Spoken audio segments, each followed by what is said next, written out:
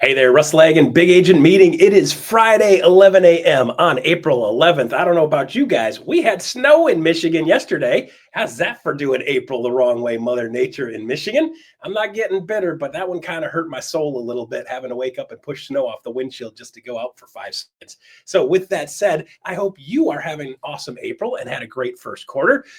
Second quarter's in full swing now, so it's time to make this baby move because we got things to do. Buying season is starting to come up on us also. So with that said, today we've got a pretty cool show set up for you. We've got Loran Coleman and a guest going to talk about some fair housing information. We've got also some information with regard to solutions coming up at the end of the show today. Today is going to be a slightly shorter show because we had to make some shifts at the last minute today, but I think we've got some good stuff for you. So today, let's kick off with how I kick off every Friday with Real Estate Market Minute. Okay, so today what I'd like to do is I'd like to talk to you about actual statistics, right? So what we're finding in this market is real estate agents are getting really freaked out because they don't know what the actual statistics are. So take a look at this chart that I've got here. U.S. home prices from 1950 to 2024. It's almost 75 years of information. Now, I didn't know this, and when I saw this, I thought, well, dang, that's actually a pretty strong story there. So if you look at from 1950 all the way to 2024, there were only 7 years that were negative from a national standpoint from end to end for the whole year. If you look at 1990, 1991, by the way, graduated high school in 1990, woo, housing market was going down. Yeah, wasn't my fault. 0.7 minus 0.7. Okay, so not down a lot, just a little bit. And then the next year, 91, 0.2, which is really, really minuscule, almost completely flat for that year. So those 2 years, I'd say almost not even negative years, but just slightly negative years. And then I don't know about you guys, but I started in the real estate business 2005. Woo! Look at 2007, 2008, 2009, 2010, 2011. Those numbers national, 5.3, 11.9, 3.7, 4.0, 3.8, those are actually low compared to what I got to live through in Tampa, Florida, because in Tampa, Florida, we saw single family residential houses get cut by 50% and condos were down as in some places over 75%. I know that for a fact because I actually helped my brother buy a condo. He bought it for 200, and guess what? He ended up short selling it for less than 50. So with that being said, there are independent pockets that are up higher and down lower. And that's why I always encourage you guys to know exactly what's going on in your market. These statistics that we have on these sheets don't always tell the full tale. So I want you to say, hey, I want to make sure I know what's going on at the national level because that'll help balance out some of the anxiety. And then I also want to make sure I know what's going on a very, very hyper local level. So with that, there's another chart here that we're going to throw up. Take a look at this. This is the overall United States. 5 states have home price declines currently in the U.S. as of, I believe this was within the last 30 days. From Housing Wire, you've got you've got Washington, you've got Montana, you've got Texas, you've got Georgia, you've got South Carolina. Florida's right on the edge right there at a 0.2 positive, but even that, they're still almost completely flat. And then there's a bunch of other states that are up a little bit, like Michigan, of all places, up 6.4%. Midwest is actually strong because people are starting to move towards some of these areas that are a little more affordable since pricing has gone bats not crazy in some of these other states. So with that said, that'll give you some factual information. By the way, screenshot those things. I take these exact data pieces, I have them on my cell phone, and when I'm talking to somebody like I did yesterday, neighbor came over, he's like, blah, blah, blah, market's destroyed. And I was like, well, let me show you exactly where Michigan is, 6.4%. I literally pulled it out and showed it to him.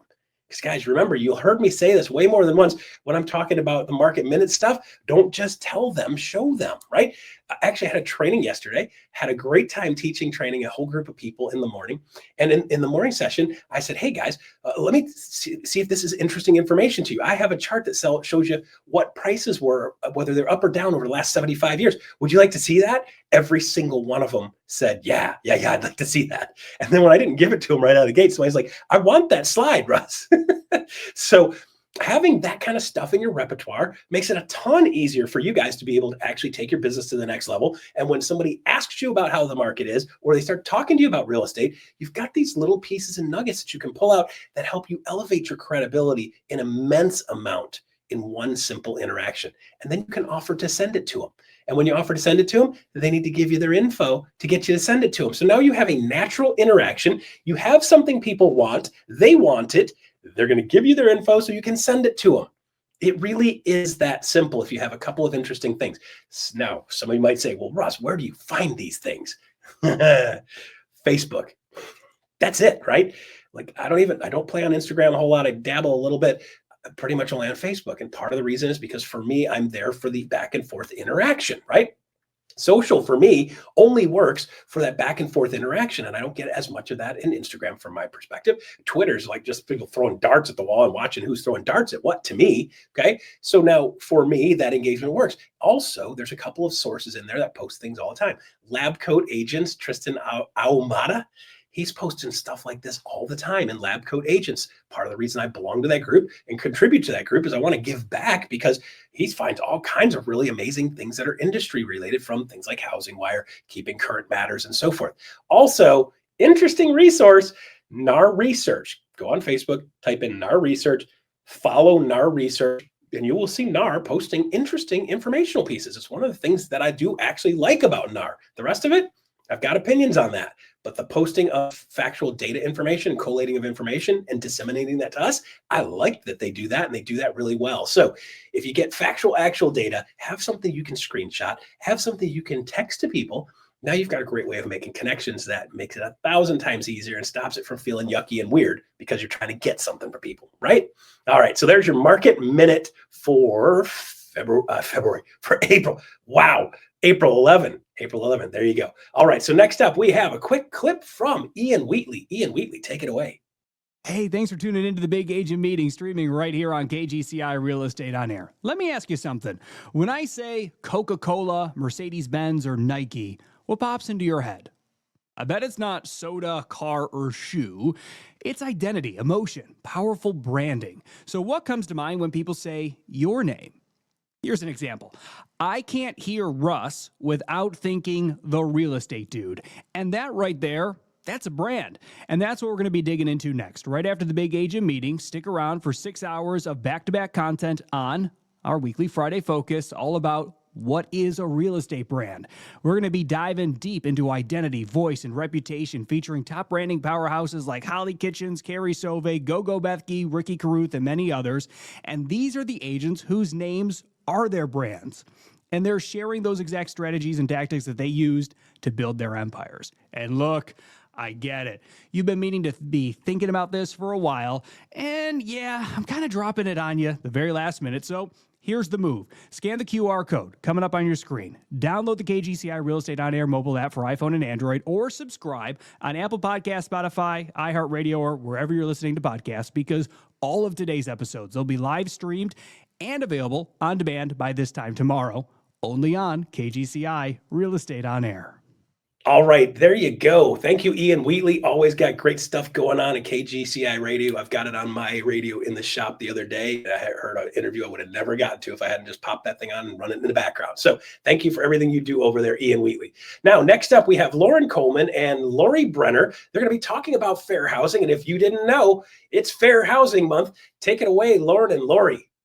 Thank you. Okay, so hi, I'm Loran Coleman, Vice President of Brokerage Operations here at EXP. And as many of you may know, the month of April is the in our realtor community, is the National Fair Housing Month to commemorate the passing of the Federal Housing Act of 1968. And so I wanted to bring on a very special guest, Laurie Brenner. She is the VP of Housing and Community Development at the National Fair Housing Alliance. So I just want to welcome you, Laurie. And fun fact, at one point you were licensed at EXP, is that right? That is correct, in referral status. Unfortunately, I'm not one of those agents that was out there doing the big business. So it didn't make sense for me to keep paying the fees, but you did enlighten me that there's a new structure that may be appealing to me to bring me back to EXP again. Yes, yes, I'm glad you remembered that. So yeah, we can always discuss that later, but you're always welcome back. So, but thank you for coming here today with us to discuss just things that are going on in today's climate and how it affects fair housing. So, just kind of want to start off with asking you to tell us a little bit about the National Fair Housing Alliance, and what you do. Sure. NAFA is a nonprofit organization dedicated to eliminating discrimination in housing. We are a member based organization representing hundreds of fair housing agencies and affiliated groups all across the country. We engage in education and outreach like this. We do investigation and enforcement work, which sometimes does lead to litigation, and a lot of advocacy and public policy efforts. So I know we'll be talking a little bit about that today. Yes. But I'd like to share that in the context of in the real estate world, we tend to think of fair housing through a discrimination focused lens. But at NAFA, we look at fair housing through a broader civil rights lens. Where you live matters. The location of your home determines your access or lack of access to everything you need to live a healthy and financially prosperous life.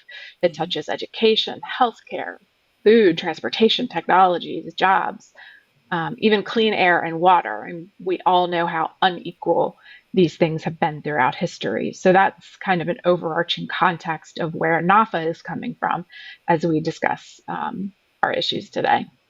Okay, thank you for that. Okay, so given the recent policy shifts under the current administration, how do you anticipate that these changes will impact access to homeownership? It absolutely will have an adverse impact. The actions of the administration will not only raise housing costs, but also impede fair and equal access to homeownership. Without digging into the weeds of tariffs and immigration and what that will do for housing costs for new construction and home rehabilitation efforts, Mhm. which is really a critical piece of addressing the supply crisis. I'll share a little bit about recent FHFA, which is the Federal Housing Finance Administration, and HUD's actions and how they're going to hinder recent progress that we've seen. First, the GSEs, Fannie and Freddie, have been directed to terminate special purpose credit programs. They've also directed the GSEs to end the repair all strategy, which will likely increase neighborhood blight. On a side note, NAFA secured the biggest settlement in the history of Fair Housing Act against Fannie Mae a couple years ago for its unequal treatments of its REO properties post financial crisis. So this opens the door to repeat that situation, unfortunately. FHA also issued a regulatory waiver for the GSEs and the Federal Home Loan Banks to waive the requirements to complete an equitable housing finance plan. Guidance was rescinded that required the GSEs and the Federal Home Loan Banks to monitor actions under the unfair or deceptive acts or practices, which prohibits unfair, predatory practices by institutions. Last year's appraisal reconsideration value policies have been rescinded. We've seen mass firings that they're not actually calling firings, upheaval in leadership and staff of critical agencies. HUD and DOGE canceled funding for fair housing agencies. HUD canceled the 2021 interim rule on affirmatively furthering fair housing, and also halted the equal access rule, which ensured equal access to HUD assisted or HUD insured housing, regardless of sexual orientation, gender identity, or marital status. HUD Secretary Turner gave notice that 50 to 75% of staff would be eliminated depending on the department, and that numerous field offices would be closed. Now, that will gut the agency's ability to enforce the Fair Housing Act and civil rights laws. The DOJ effectively gutted its civil rights office. So that's like a small taste of what's happening right now on a larger scale. And it is a huge step backwards. Okay. So do you see any legal or like regulatory pushback forming on a federal level, but then also on like a state, local level that could counterbalance some of these federal policy changes? Yeah, absolutely. I mean, that's the counterbalance to all the doom and the gloom that I just dumped on you. Um, Housing and civil rights advocates have been working quite literally around the clock to fight back against these devastating actions. Multiple lawsuits have been filed, and staff are using every tool possible to collaborate with the legislators and the policymakers. Mhm. So, to your point, while most of these efforts are federal or national, they Mhm. directly benefit state and local jurisdictions. And I'll give you one example. Okay. A group of nonprofit organizations recently prevailed in securing a temporary restraining order on behalf of groups that had their HUD grants canceled. So now those agencies that were doing on the ground work in communities all around the country can continue those efforts. And then, as a side note to that, HUD and Doge are now facing an investigation by the Government Accountability Office for their actions. So we are out there working really hard, um, on Okay. these efforts that again will trickle down.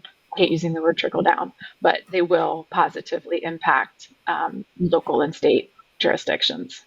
Okay. Okay. So when it comes to real estate professionals and brokerages, what can we do to kind of bridge the gap for buyers who may now face additional barriers under the new policies?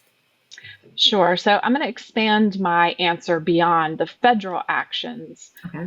to include changes in the overall real estate and realtor landscape right now.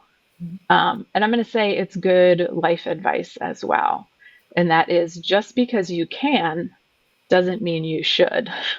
Okay. So in other words, just because fair housing, structures or regulations are being rolled back doesn't mean you should adhere to those relaxed policies. Mhm. Just because there have been some industry changes that allow for, say, expansion of exclusive or private listings, doesn't mean you should take advantage of them.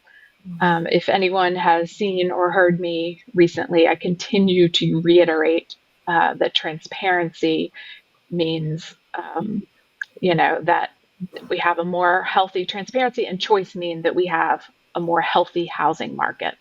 If something is exclusive, that means someone's being excluded.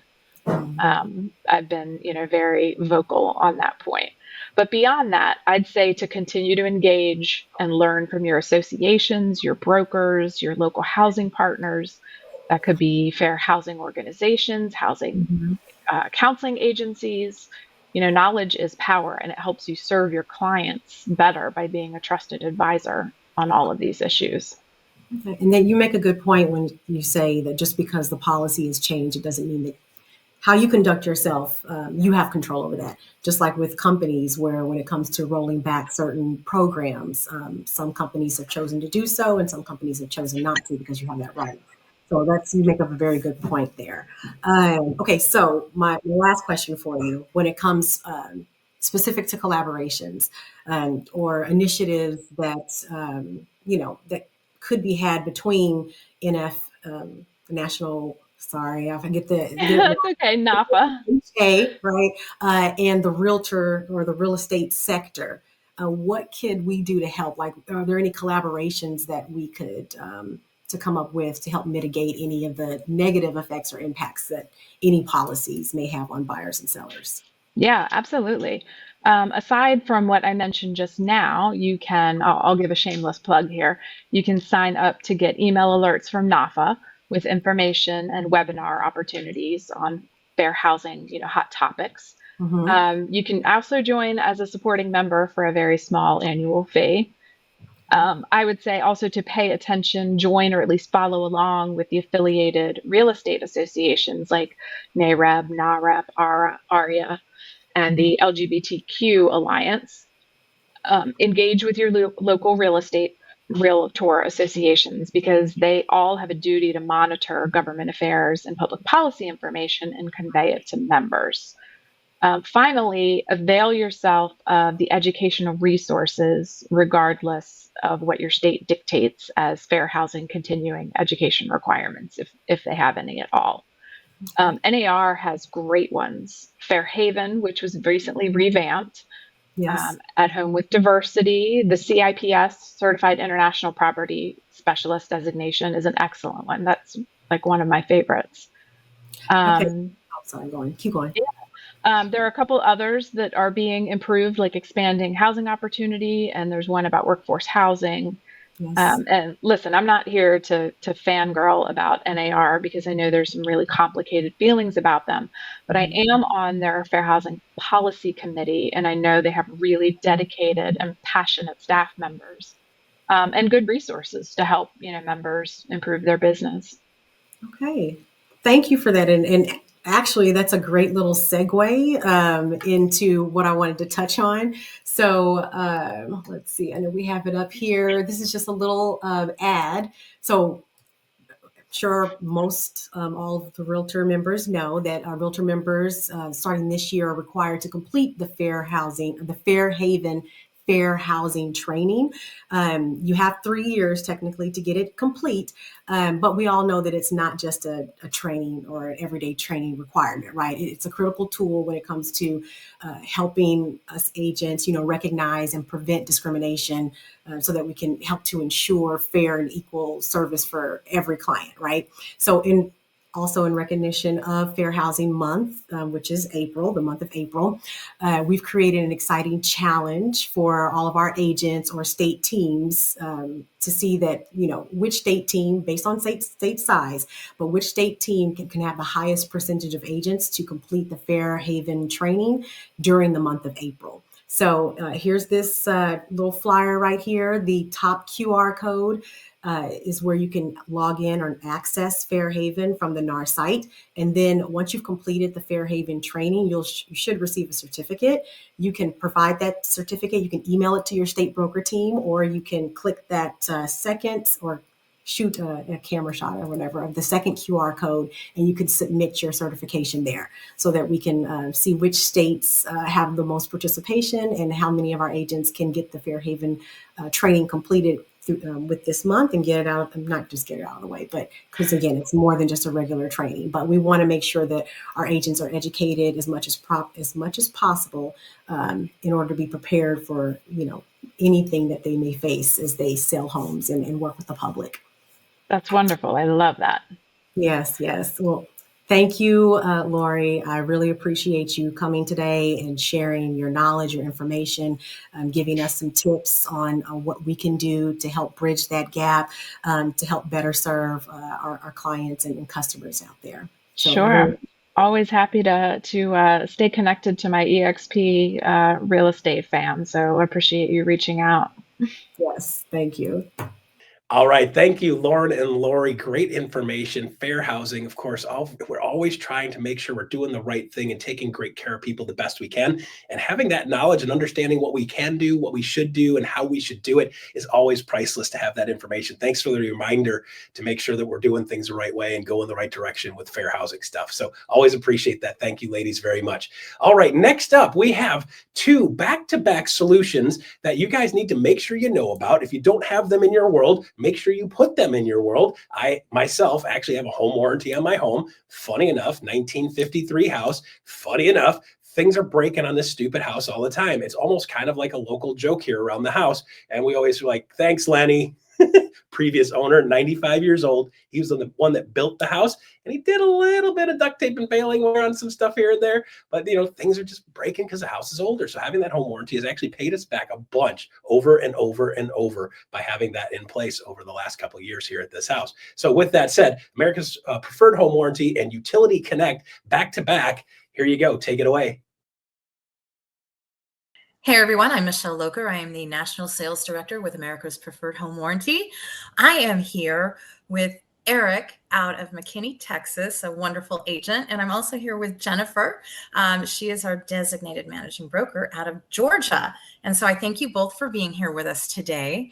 And, I've got a few questions for you that I would love to share with the EXP world out there on how America's Preferred Home Warranty has helped you in your business. So one of the first things I want to ask you is, when it comes to home warranty, were there specific challenges that you were facing in transactions before either using warranty or even before using America's Preferred Home Warranty? And how have we helped your business? So either one can answer. I'd say that before I was in the business, I used these when I had purchased a home in the past, and it was not a very good experience I had. But since being in the business now for about 5 years, I was introduced to the company, and I've used them several times. Most recently in December, right before the holidays, I had a client who had purchased one for his buyer, and that buyer had a problem with a microwave that was very promptly taken care of. It ended up being a replacement, and it worked out very well. So I've had very good experience with several claims of my clients in the past. Awesome. I love hearing that. Love it. Jennifer, anything? Yeah, one of the things that I love the most about America's Preferred is that you get to the client gets to choose their own contractor. And they don't have to wait for somebody to get back to them or to find someone else. And they can use somebody they've trusted, and they can make sure that they're local and they have good representation and good reviews on the work done. That is just a very unique proposition. And I think our agents and our homeowners love that. That's awesome. I couldn't agree more. I love the fact that we're able to choose our own licensed service professional contractor when it comes to that. In your guys' opinion, what are some of the top tips that you use in introducing America's Preferred Home Warranty to your clients, that it shows added value and builds trust? If I'd say that by having, number one, the confidence that you have the warranty behind you helps you to build a much more credible sales opportunity for that purchasing client. And then the second thing is having the understanding, the background, working with American Preferred over these last several years. They've always got people that are going to be able to you can contact and actively get an answer, and it's been really good. The platform works well, and just been a good, solid overall experience. Wonderful. Wonderful. Jennifer? Well, we like to start with seller's coverage first and bring that as a listing advantage, that our agents are able to protect our sellers during the listing period through a home warranty at free of charge, which is amazing. And that just translates straight onto our buyers. So there's really no disconnect and the passover from the seller to their new homeowner. And they're able to know that this property was covered before, and that it'll stay protected under the new warranty. So I think that's really something that helps our agents win a lot of listings, because they're able to have a great trusted partner right then, right even before the home sells, and through the process of selling, because that can be really stressful for homeowners to sell their home. And this is just one less thing they have to worry about. So true. So true. That little bit of a safety net and less worry on everyone's part, I think, is absolutely outstanding. So one of the last questions I want to ask the two of you is there a moment that you can think of where America's Preferred Home Warranty actually exceeded your expectations when it came to a client interaction or a service that we provided to you, that you could share with us? In that last referenced situation where the buyer needed that the warranty claim on the microwave, it ended up being a replacement. It was right before the holidays, and she was frantically trying to get everything together. She had just purchased the house. She had her kids coming in for the holidays, and when I got the call, or when the seller had gotten the call, it ended up being a very kind of a scary situation for them, but it all landed very well, and it was a good result. And it was very quick too. Within 3 days, everything was taken care of. The new microwave was in, and everyone was very happy. That's awesome. That's awesome. Jennifer? Well, mine might be a little bit different because my clients are the agents here in the state of Georgia. And I've got about 4,000 clients here in the state of Georgia, right, with agent count. And so a couple of things ring true for me as a broker, and is being able to stand behind, when I can stand behind our preferred partners at EXP, it gives our agents great confidence in them as well. And the local reps that work here locally in the state are outstanding, and they show up and participate and engage with my agents. And so the agents have the local reps on speed dial, and they're able to contact them and get advice very quickly and support, and they show up in a big way for us. And then the other thing is that Michelle comes and educates the agents at every state meeting and is constantly pouring in and letting them know all of the different advantages, because I know that I would never have known all of the things that are offered without Michelle's support. So overall, the education and the support has been fantastic, which is what agents need when they're recommending a vendor. They need to know that they can rely on that vendor, that they're real people on the other end, and it's not just an online portal, and it makes a huge difference. Yeah, that's awesome. Michelle, I'll also add that here in Texas, we've had our regional rallies, and each time we've had one, we've had an American Preferred local representative there. And so that's how my association with the company has grown. Whenever I need to talk to her, I can give her a call, and very promptly I get everything taken care of. They also have a great back office too, I believe, in Mississippi. And they've been very helpful too in making sure all of my paperwork is up to date, very timely and helpful that way. And now they've just now launched the online capability to be able to do all the registration online. It makes it so much more simple.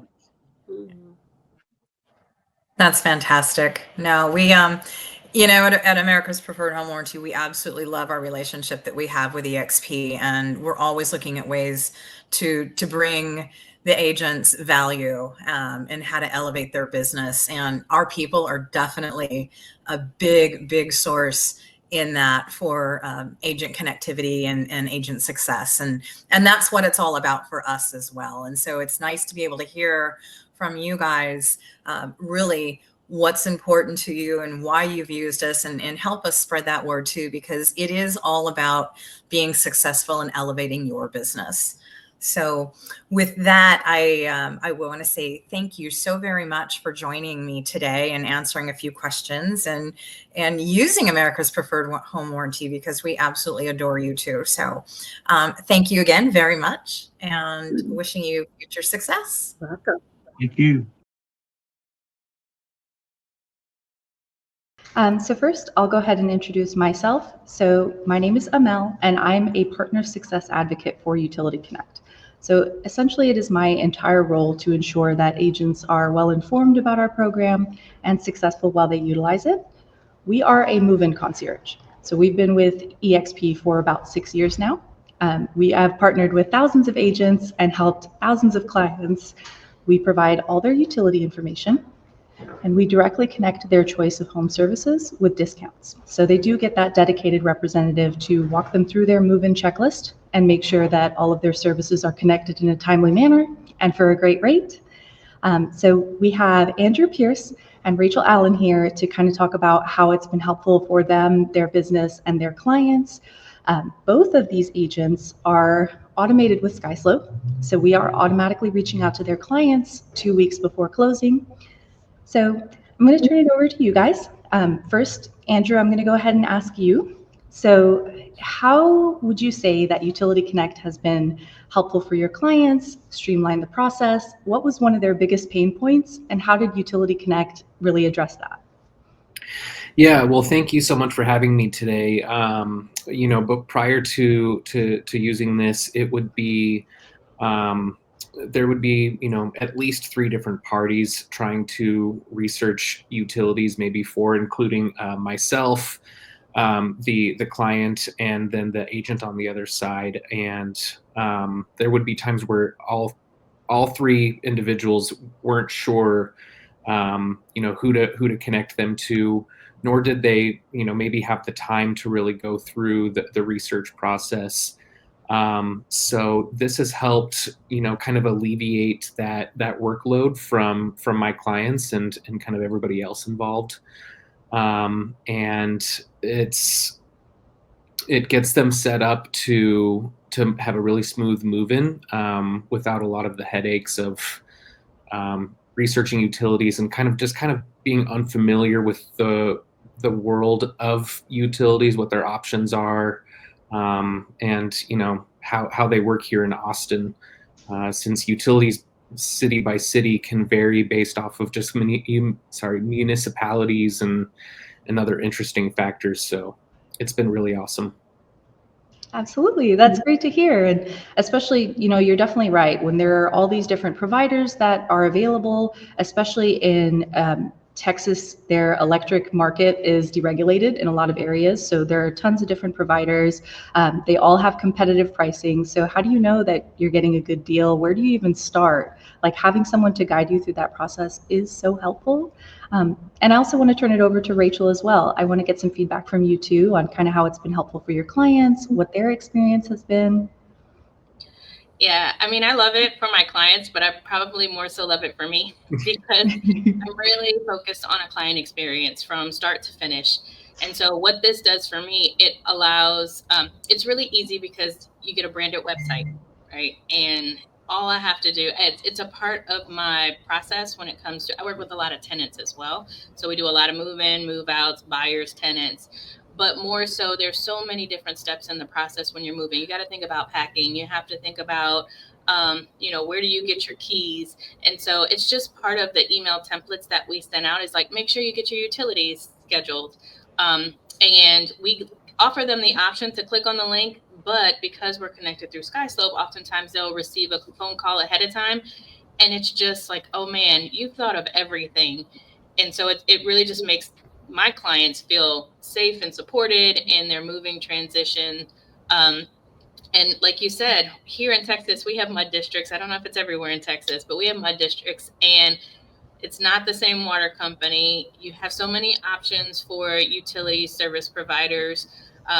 In some neighborhoods, they may have some certain cable providers, wireless internet. And so being able to streamline those options takes that decision from the client. It not necessarily the decision. The decision is theirs, but it streamlines the options so they don't have to go and do the research. They don't have to spend the time trying to figure it out while they have all these other things going on.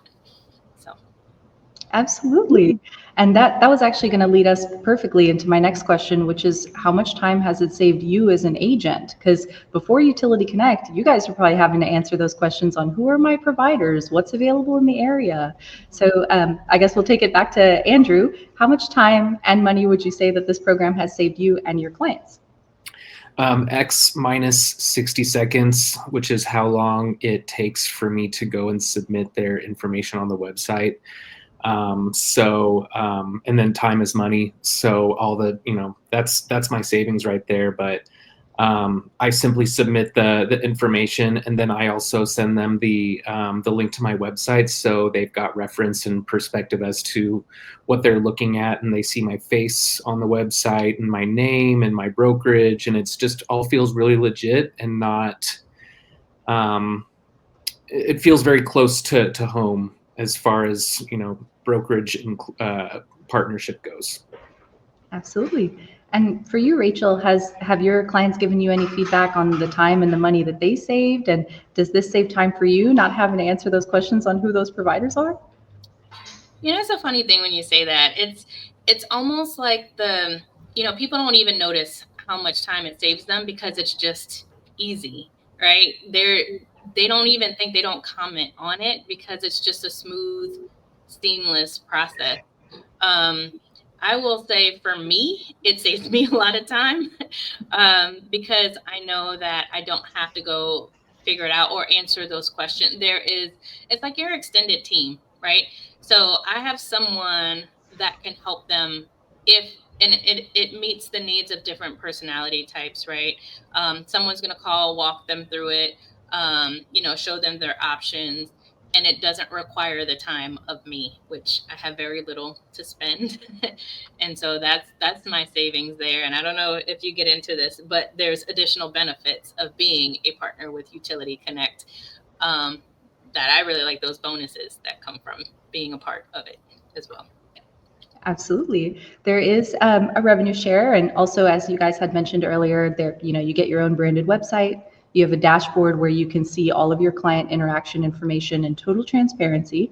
So you know exactly what clients have used the service, what we set up for them, what stage of the process they're in. And it's so fast and easy to check on them really quick and make sure that they're going through the process as normal. You'll see all the revenue that comes from that as well too. And then that can go right back into your business in terms of, any marketing that you guys put together, any office supplies you might need, or as a nice bonus, I've had agents tell me they use their commission to pay off their MLS fees at the end of the year. And that's wonderful, being able to be a partner that not only helps so many clients, but gives back to the agents that are so hardworking, so short on time. So I'm so glad we've been able to take care of you guys and your clients. I guess I've got one more question for you, and that's going to be more so about how you implement this program into your current workflow. So you have already mentioned how beneficial it is for your clients, how much time it's saved for you, even a little bit about the revenue that you guys have gotten back. So what is your process now? Since you have your clients automatically coming into our system, receiving assistance from our team, how do you guys let your clients know, and how easy has it been to implement, especially for those agents who are on the fence about using the program? That's one of their concerns, is how do we avoid confusion? How do we make sure clients are informed? Those are some of the biggest questions that we get. So Andrew, we'll start with you. Kind of, what do you do? What's your workflow look like with Utility Connect? Sure. So it'll typically come up organically sometime before or during showings. If not, I will, in the middle of a showing, mention that, once we go under contract, I will be connecting them with a utility concierge service that my brokerage partners with, and I explain it.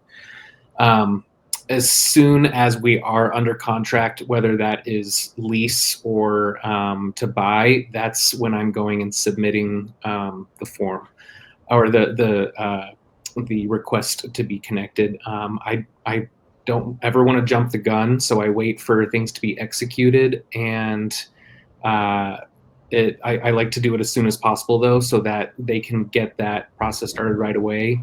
And another note I will say is, you've been so awesome, Amal. I will sometimes have, as you know, clients that sign a lease and they're moving in 2 days, and I, send you a panicked email. Oh my gosh, we have 2 days to do this, and you say, we got you, and you don't try to tell me to speak to somebody else or anything.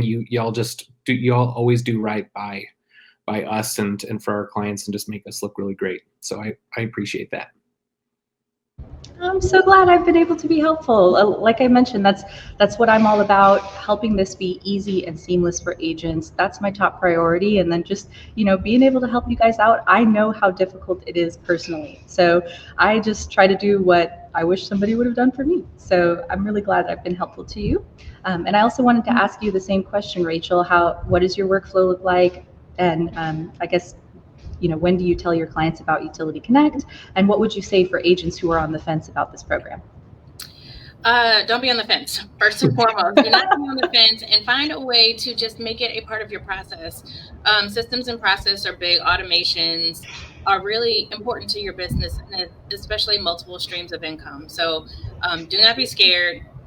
Run as fast as you can to make sure that you are signed up for Utility Connect. It's very important. But I will say, as part of my process, I mentioned before, I work with a lot of leasing clients, and I'm typically on the listing side for the landlord. So it becomes a part of the process where, as we get an approved application, we have automated or in template emails that go out. Congratulations, you have been approved for this property. Here are the next steps. 1, we're going to send you the lease to execute. Once you've executed your lease, number 2, make sure that you're considering getting your utilities connected, because they must be connected before you move into the property.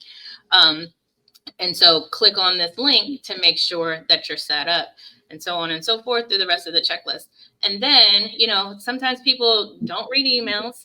So what I have a virtual assistant who will go in and go into our site, the same link, and just enter their information just in case. So they're not only have the option to start the process themselves, but also someone will be giving them a call just to follow up and make sure that they get their connections completed.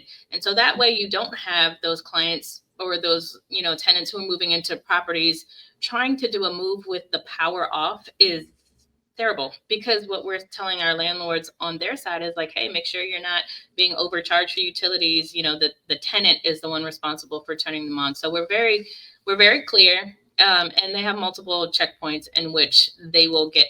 That's the thing. When Utility Connect does the calls on that end for us, again, that's another thing that just takes a lot of time, and it makes sure that the process is smooth and seamless. Absolutely. Well, thank you guys so much for your feedback. I am so glad that we had the chance to meet today and just kind of talk about what your experience has been so far. I am wishing you continued success. And of course, I am always here to support you. So if you ever need any help, if there's anything that, has a quick turnaround time, you have 2 days to close, you really need some help, or maybe you have some questions, or maybe you want to collaborate on different ways to approach introducing Utility Connect to your client, that's exactly what I'm here for. And I'm just so glad that it's worked out well for you guys. And thank you again for being here. I appreciate your time. Absolutely. Thank you so much, Mel. Thank you so much. You're so welcome. All right, there you go. So America's preferred home warranty and Utility Connect, 2 things that we have available for you here at eXp. Make sure you start looking into that in a little bit more detail. I think I like the Utility Connect thing because you can make a couple bucks. Also, while you're getting the info for them anyway, why not make it easier for them to connect and generate $1 or $2 in part of your business? So with that being said, that's all we have today for April 11th. A little bit of a shorter show today due to some shifts and changes we had to make. I hope that was valuable to you and you've got something out of there that you could put in your business this week. With that said, here's a QR code that can give you the ability to give us an NPS score, Net Promoter Score. Tell us how we did. Let us know if there's something you loved about this week today. Let us know if there's something we need to do a little bit different for you guys. Give us a scale rating on the scale of 1 to 10. And we'd love to see that feedback you come in with every single week. Thank you for everyone that does that every single week. So there you go, April 11th. That's the show for today. Stay tuned for iConversations coming up next. I will see you all next week.